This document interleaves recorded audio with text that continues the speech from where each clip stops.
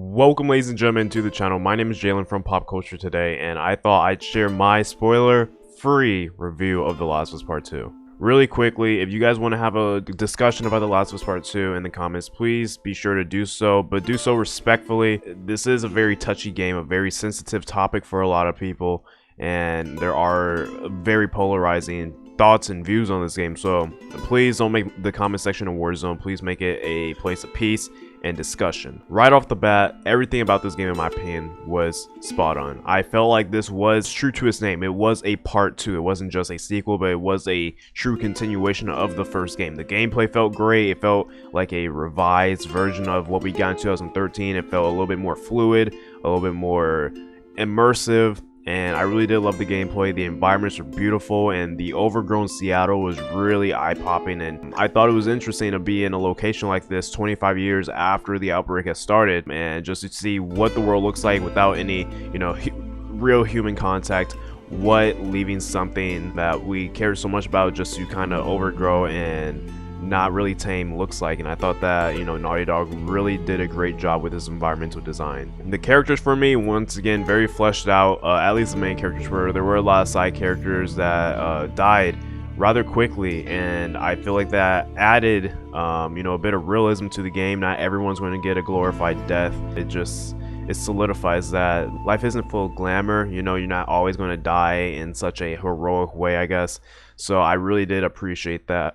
As for the story, I gotta say, the story, there were a few parts where I was like, it felt like it was dragging on, but by the time I got to the end, everything felt rewarding. I loved the message by the end of the game. I loved what the themes were for the game. I love that, it wasn't about just going after someone who wronged you. It was way more deeper than that, and way more, touching than that in those sorts of ways.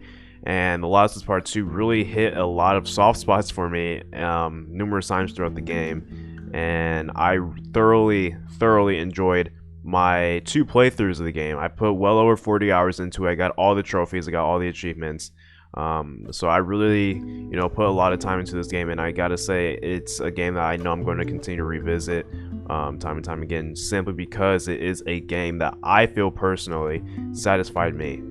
So with that being said, here on Pop Culture Today, we're going to be giving The Last of Us Part 2 a 10 out of 10. Everything for the game was perfect for what I could have wanted to see in a Part 2. Just because it was perfect doesn't mean it was flawless.